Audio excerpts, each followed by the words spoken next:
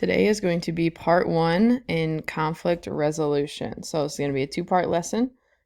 Today will be concluded with a note check assessment. So make sure you're listening, going through this today.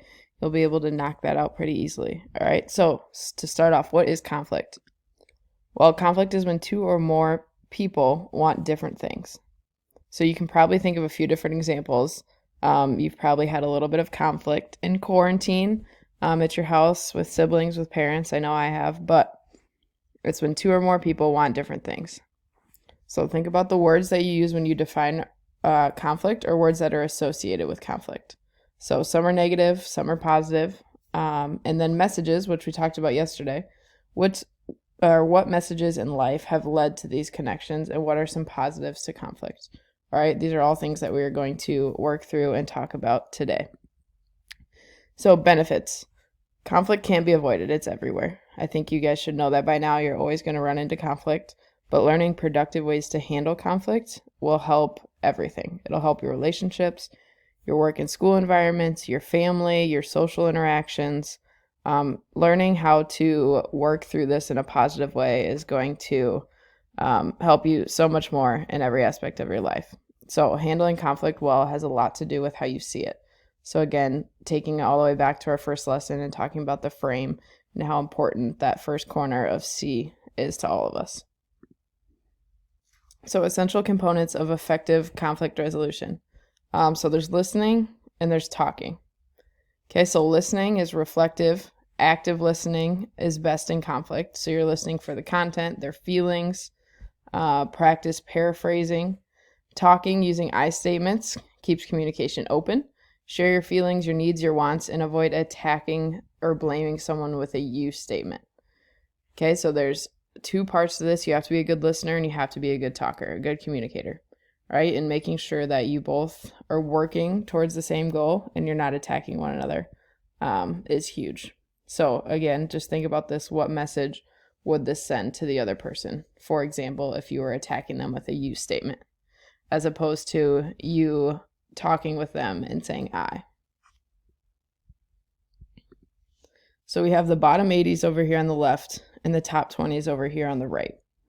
So we like to say the bottom 80s, when they have conflict, it's toe to toe. And when the top 20s have it, it's heart to heart. So you'll see in the middle here, we have our see, feel, do, and get. Okay, all four corners of our frame. The toe to toe, it's I win, you lose. All right, so somebody's trying to win and beat the other person. So there's no compromise there. That's not what they see. But the heart to heart is the I win, you win. And toe to toe, they feel anger, they feel defensive, they feel frustrated. In the heart to heart, they feel willingness, respect, openness, cooperation. I think cooperation is huge in order to get the I win, you win scenario in the end. The bottom 80s, working on it when we were unable to do it effectively. Distracted, judgmental, planning on what to say when the other person is speaking. This is huge. And I think sometimes I get caught doing this, is when you hear somebody say something and it triggers a certain response or comment in your head, you zone out on the rest of what they're saying. And all you worry about is how you're going to respond to that one thing that they said. So you're not truly listening to everything they're saying, but you're listening just to respond. And then another one is using you statements, debating and blaming. But on the heart-to-heart, top 20 side, you're working on it when it's most likely to be resolved. You're listening to understand, listening for the point, listening to nonverbal signals. You're using I statements, describing the problem without blaming, and paraphrasing. So again, you can see the willingness and the heart-to-heart side to, again, make them feel appreciated, make them feel heard, and responding in a respectful way. The toe-to-toe, what you're going to get is a conflict is going to be worse. It's going to be buried. One person might resent the other. One person might lose trust from the other. And on the top 20 side, the relationship is going to be improved, new and unexpected solutions, and you're going to increase your trust. All right, so this is a super helpful chart. It kind of breaks it all down and relates it back to that frame. So now we're going to talk about our types of conflict. So there's 4 different types of conflict that you need to know. There's your intrapersonal. It's within one person. Interpersonal is between people. Intra-group is within one group. And intergroup is between multiple groups. So for example, we have a friend conflict. So where would we fit conflict between these individuals? So which one do you think it would be? So Aisha and Eliza are close friends, but when Aisha starts spending more time with her friends from her co-curricular group than with Eliza, Eliza stops speaking to her. So if this is between friends, it's probably an interpersonal conflict. If we have our parent conflict down here, where would we fit each conflict between these individuals? Mitchell's parents love lacrosse and have always pressured him to play. Mitchell would rather play baseball, but he's afraid to bring it up. So I would probably classify this as intrapersonal. The conflict is within himself to bring that up to his parents and talk about those feelings. So think about some other examples between the intra group and the inter group. Now we're going to watch this video here. It's going to talk about the 5 conflict management styles and reflate them to stuffed animals and real animals, I suppose.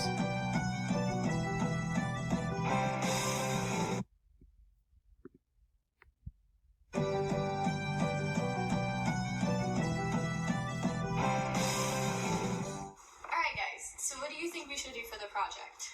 What if we filmed it like a TV show? We could do it like The Office or something. We could have scenes of us together and individual. I think that would be really cool.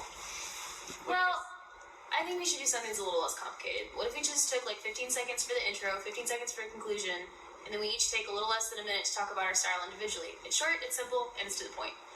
Well, Jesse, Cammie, let's see if we can work your ideas together somehow. Alex, what do you think we should do? Look, guys, no offense, but I really think that my idea is better because it's already laid out and it's really straightforward. Cammie's idea just seems corny and it'd be way too much time and effort. Yeah, maybe you're right. You know, we could have the setting look like The Office, but structure it like Jesse said. Amy, I like that you want to bring your ideas together, but I don't think anyone has to give up anything. Guys, I really think that trying to compromise and collaborate will take way too much time. I think we should just go with the straightforward information and delivery.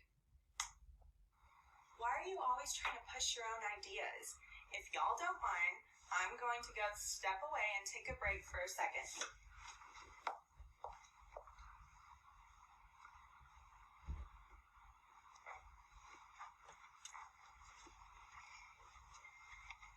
I hate when they argue. Turtles aren't good at that. Why not just avoid it? According to Edward Ginsburg, an advantage is it could help to maintain relationships that would be hurt by conflict resolution. Alex is being ridiculous. My idea is obviously the best. I'm really afraid that this conflict is going to tear apart our whole team and that we're all just going to hate each other. I'm hoping that if I accommodate, then everyone else will just be happy and it'll be okay. Conflict is so unbearable. Okay, so back to the video. I think it would be good to use some of everyone's ideas. What if half of the video was The Office and the other half is us talking about our styles for a bit? Look, Amy, here's the deal. You tend to cut too much out of other people's ideas. You tend to compromise too much. Instead, maybe try to collaborate, and then people won't have to lose. Sorry, I can't help it that I'm a fox and prefer to compromise. We don't have to do my idea, but I do think that everyone needs to participate. And you know what? I have a problem. When you bash my ideas for compromising, it gives us less ideas for the video, and it makes me feel unimportant. He just made me upset. Here I am trying to get everyone's voices heard, and he just whips out his talons on me and tries to rip off my tail. That was so awkward. The whole, I have a problem. When you do X, I feel Y, blah, blah, blah. Like, who talks like that? She has a point, though. My feathers did get kind of ruffled. Look, Amy, I'm sorry for getting angry with you. It's not usually my style. But, according to Ken Zhang et al., people tend to adapt their conflict styles according to their goals in a situation. I got all hooty because arguing with you changed my goals. So I changed my style. I'm really sorry for causing all this conflict. Let's just go with Jesse's idea. Arguing sucks. Yeah, I agree. Arguing won't get us anywhere, but we still need an idea. Well, Tarvin the Lion King said we should come up with a solution that best suits our group. So, how can we combine the two ideas and play to our strengths? What about like what we're doing right now? A bunch of animals trying to come up with a topic for a project. We've had plenty of conflict so far, and we can film it just like this. Yeah, that's really good. Yeah, actually, that might work really well. Sure. Well, I really just wanted y'all to understand how important this idea was to me, and that's why I was arguing and competing so much. You know, I was reading this article the other day, and according to Linda Beckman and Barbara Bishop, a reform center assumes a competitive strategy, but then becomes cooperative. I think this is a fitting concept for me. Well, everybody, let's see. Alex, your idea to go off of what we're doing now seems to fit really well. Jesse, it makes everything really simple, just like you wanted it. And Cammy, it takes your office style and molds it to fit our personalities. So in the end, we all win. Yay! All right, so as you can see, there's 5 different styles. There's the competing style, which is the authoritarian approach. So the goals here, or the pros of this one, it's goal-oriented and it's quick. All right, so someone who uses this style is able to make quick decisions and they have a goal in mind that they're trying to reach. The cons are it may breed hostility. So you might have seen this in the video that the shark didn't really have the best relationship with the others when trying to make a decision here. There's your avoiding style is the non-confrontational approach. The pros to this one are it doesn't escalate conflict, and it postpones difficulty. The cons are it's unaddressed problems and unresolved problems. So that's never going right at the problem, but there's no more conflict because it's not escalating it. There's your accommodating style, which is willing to give up everything and preserve the relationship. Minimizes injury. When we are outmatched, relationships are maintained. And the cons are it breeds resentment and it exploits the weak. The last 2 here are the compromising style, which is the middle ground approach. So it's useful in complex issues without simple solution. All parties are equal in power. And then the cons here, no one is ever really satisfied because you're all compromising to one another, and it's less than optimal solutions get implemented. Then here's your collaborating style, where problems are solved in ways which the optimal result is provided. For all involved, both sides get what they want. Negative feelings are minimized. Some pros here: creates mutual trust, maintains positive relationships, builds commitments.